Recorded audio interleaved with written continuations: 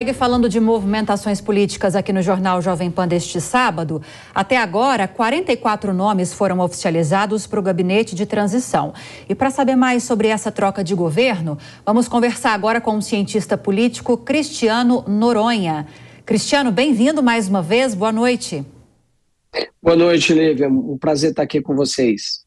Agora, no início da edição de hoje, já trouxemos essa informação de 44 nomes já indicados para compor esse comitê de transição de governo. São mais de 30 núcleos temáticos em que esses nomes estão distribuídos e entre os mais recentes, citamos aqui nesta edição também, Bela Gil, para o Núcleo de Desenvolvimento Social e Combate à Fome, e também Luciano Coutinho, para o Núcleo de Indústria, Comércio e Serviço. Mas também tivemos nomes expressivos nessa última semana, vou citar alguns aqui para contextualizar. Guido Mantega, Aniele Franco, Simone Tebet, que está apoiando desde a campanha Lula, Pércio Arida, André Lara Rezende e Germano Rigoto. São alguns dos nomes só. Qual sua análise do perfil desse grupo que está sendo montado? Bom, Lívia, basicamente esse grupo, em primeiro lugar, ele contempla os partidos que apoiaram o presidente Lula no primeiro turno, né? Então são 10 partidos políticos que participaram da coligação e, obviamente, estão sendo incorporados alguns nomes que acabaram anunciando apoio depois do segundo turno, como é o caso do MDB, do Cidadania, por exemplo, do PSD, né? Então, essa coligação majoritariamente, essa equipe de transição majoritariamente formada por grupos que apoiaram o presidente Lula no primeiro turno, e alguns grupos aí estão sendo incorporados, como esses partidos que anunciaram apoio no segundo turno. Os nomes de André Lara Rezende e de Pércio Arida são nomes que foram puxados pelo vice-presidente Geraldo Alckmin, lembrando que também o PSDB anunciou apoio à candidatura do presidente Lula no segundo turno. São pessoas que participaram da elaboração do Plano Real e acabam sendo incorporados também a esse grupo. Então, não necessariamente essas pessoas que participam desse grupo de transição serão as pessoas que vão participar da equipe ministerial. Agora, quando a gente olha também esses grupos que foram criados, essas coordenações, aí existem 31 grupos ali, subgrupos que foram criados nessa equipe de transição, e muito provavelmente isso espelha um pouco a equipe, o número de pastas, por exemplo, que o presidente Lula vai criar no seu ministério. Então, muito provavelmente a gente vai ver um ministério formado por algo em torno de 31 a 35 pastas, provavelmente. A gente, Lula deixou bem claro, né, que a equipe de transição é uma coisa, a equipe ministerial é outra. Mas até mesmo pelos nomes que já vieram à tona nessa equipe de transição, muito provavelmente alguns vão compor, não obrigatoriamente, mas muitos ou alguns podem compor a equipe ministerial. Você tem algumas apostas em relação às pessoas que vão ocupar ministérios mais importantes, Cristiano?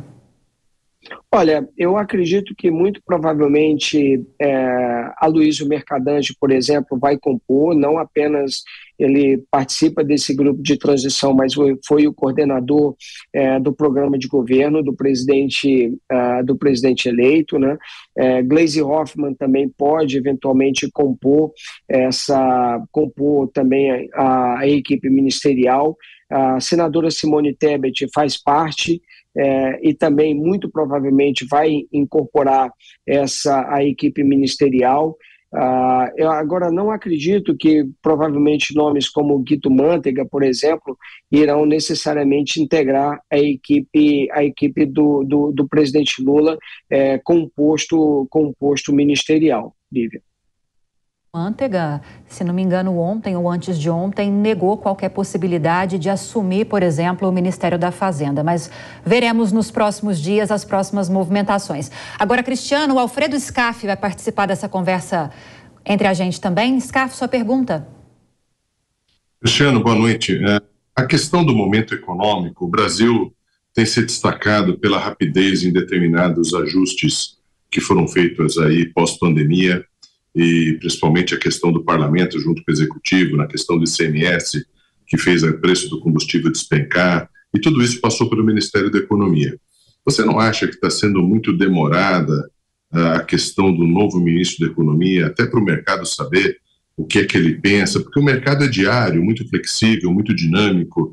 Você não acha que essa espera é prejudicial? Olha, Alfredo, muito bom seria se o nome do ministro fosse já anunciado, se o mercado já soubesse quem seria esse nome, né? Isso ajuda, de certa forma, o mercado a já colocar, vamos dizer assim, no preço, já precificar o nome desse ministro. Agora, acredito eu que muito provavelmente o presidente Lula ainda não fez essa indicação, até para, de certa forma, preservar um pouco o ministro dessas negociações que estão acontecendo em torno da PEC da transição. Essa PEC da transição, ela não está sendo muito bem recebida pelo mercado, pelo volume de recursos que pode acabar deixando fora do teto de gastos, né? Então, esse adiamento que o presidente Lula faz, talvez seja uma forma de evitar já um desgaste inicial. Quer dizer, definindo essa questão da PEC da transição, acredito eu, o próprio presidente Lula falou que ele voltando da viagem que ele vai fazer a COP 27, né, ele já deve, portanto, anunciar esse ministro. Então, esse anúncio deve vir depois do dia 19, que é quando o presidente Lula volta, e muito provavelmente nessa data a gente vai ter definido ali minimamente os termos dessa PEC da transição. Mas você tem razão, de fato, se esse nome já tivesse anunciado, isso já teria poupado algum estresse, ou pelo menos o mercado já teria colocado isso no preço da sua avaliação, né, da próxima gestão. Agora, Cristiano, você mencionou a recepção pessimista do mercado em relação à PEC da transição, e é bom a gente lembrar que há uma falta de consenso no Congresso Nacional para que essa proposta avance e comece efetivamente a tramitar. O texto final da proposta de emenda à Constituição seria apresentado nessa semana, ficou para a semana que vem, muito provavelmente a partir de quarta-feira, se não na quarta-feira, porque há muitas divergências, tanto na Câmara como no Senado, em relação ao tamanho e a duração desse furo no teto de gastos, né? Porque a grande questão que está pegando entre muitos parlamentares é que o volume é imenso, cerca de 200 bilhões de reais, 175 bilhões de reais, e pelo fato de essas despesas vinculadas ao auxílio ficarem fora do teto, justamente para acomodar outras medidas sob o teto que foram defendidas por Lula ao longo da campanha, né? Tanto por isso que o mercado também reagiu tão mal. Será que essa PEC vai conseguir avançar no Senado e na Câmara diante dessas divergências que a gente está acompanhando? Qual a sua análise? Bom, Lívia, eu acredito que a PEC vai ser aprovada. O que está sendo negociado agora como você disse, em primeiro lugar, o tamanho. Se o governo retirar o Auxílio Brasil apenas desse teto de gasto, você tem um volume algo em torno de 100 bilhões de reais. Só que o governo também anunciou um adicional de R$150 por família que tem crianças até 6 anos de idade. Isso poderia elevar se o governo incorporar isso também, acaba aumentando isso de 100 para 175 bi. Então, a ideia que alguns parlamentares acham mais razoável é você retirar apenas o Bolsa Família do teto de gasto, e por apenas um ano, né? Porque você fazer isso para os próximos 4 anos, isso você acaba passando uma sinalização muito ruim para o mercado, porque você tem 4 anos de déficit potencial, sem saber exatamente qual é a nova regra, a nova âncora fiscal que você vai colocar no lugar. Então, isso é o que está sendo definido. Em primeiro lugar, qual é o montante? Vai ser 80, vai ser 100 ou vai ser 170 bilhões de reais? E a segunda questão isso vai ser apenas para o primeiro ano do governo, isso vai ser para os próximos 4 anos ou isso vai ser permanente, né? Então, essas discussões é que a Câmara está tendo. O mercado, obviamente, que acha um exagero muito grande você tirar 170 bilhões ad eterno do teto de gastos. Mesmo que você coloque uma regra, uma nova âncora fiscal, esse déficit potencial que a gente tem para os próximos anos acaba sendo muito elevado. Agora, Cristiano, o SCAF te questionou a respeito dessa demora para a definição da equipe econômica e, principalmente, quem vai coordenar essa equipe econômica no próximo governo, no governo do presidente eleito Lula. Eu te pergunto, o que é pior nesse aspecto de reação negativa do mercado? A demora em se definir a equipe, quem vai coordenar essa equipe, ou o fato de não termos ainda um projeto econômico muito bem definido, desenhado? O que pesa mais nessa análise negativa do mercado? A combinação de tudo, Lívia, é muito ruim para o mercado não saber, em primeiro lugar, qual é o tamanho desse chamado waiver, né? Essa licença que o governo vai ter para gastar. O governo também não sabe quem que vai ser o nome do próximo ministro da Economia, e o governo também não sabe qual é essa nova âncora fiscal. E, para além disso, existem ainda uma série de dúvidas que envolvem, por exemplo, até quando, se efetivamente o governo vai sustentar a questão da autonomia do Banco Central, se o governo vai manter algumas reformas que foram aprovadas nos últimos anos, especialmente a autonomia do BC, mas não apenas isso, reforma administrativa, se o governo vai continuar, o próximo governo vai continuar tendo empenho para continuar avançando em reformas estruturais, como reforma tributária e reforma administrativa. Então, o conjunto dessas incertezas acaba refletindo no mercado, e o que a gente acaba vendo é uma alta do dólar e queda na Bolsa, né? SCAF. Eu gostaria de saber também se o senhor acha que essa questão do aumento do número de ministérios realmente vai trazer alguma eficiência na máquina pública, porque o mercado enxerga isso de uma outra forma.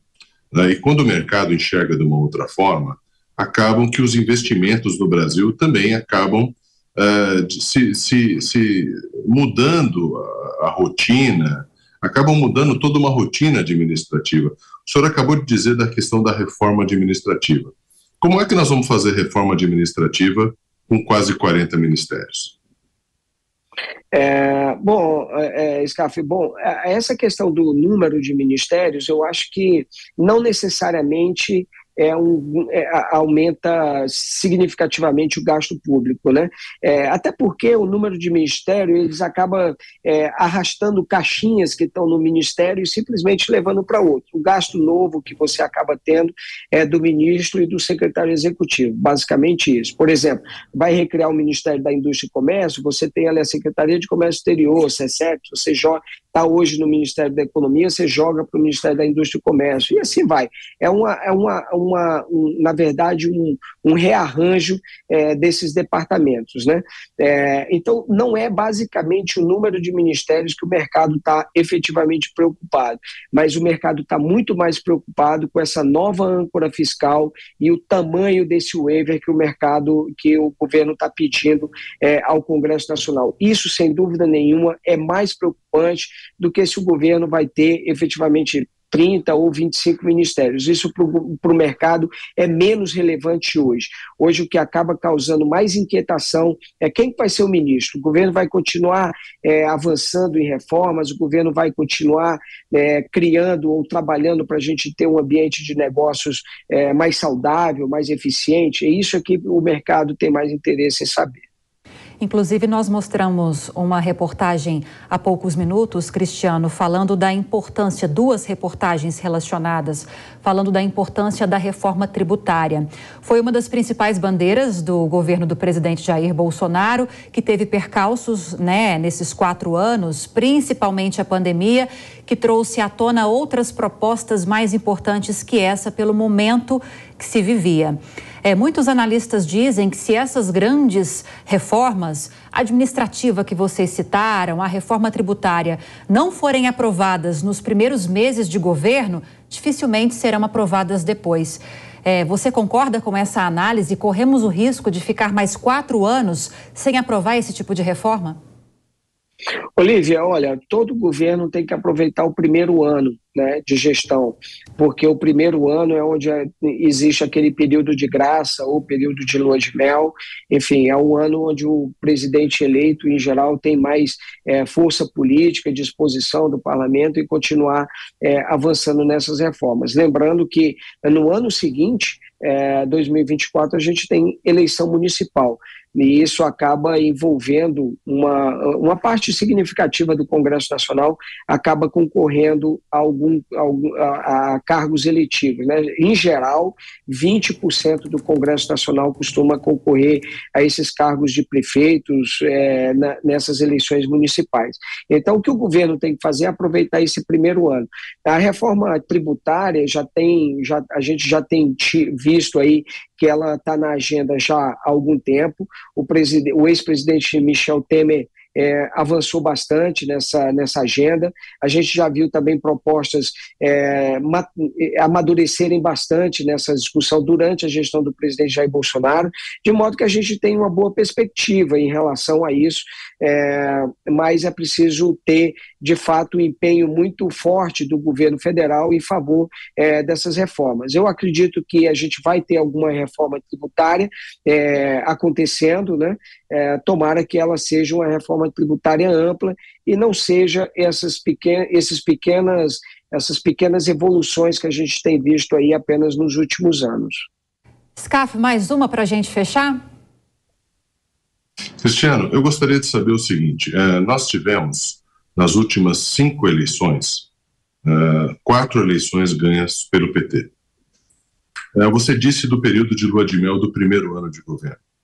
Mas como bem a Lívia ressaltou, nós tivemos 4 primeiros anos de governo desde que o presidente Lula assumiu em 2002. E as reformas não foram feitas. A gente percebe que determinadas reformas foram feitas no governo do presidente Bolsonaro. A mais importante delas, eu tenho absoluta certeza, o marco do saneamento, que já rolava muito no Congresso.